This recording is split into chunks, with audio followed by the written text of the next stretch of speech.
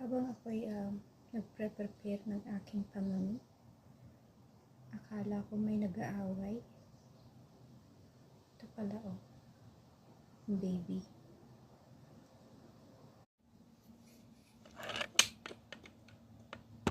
Akala ko kanina nag-aaway sila.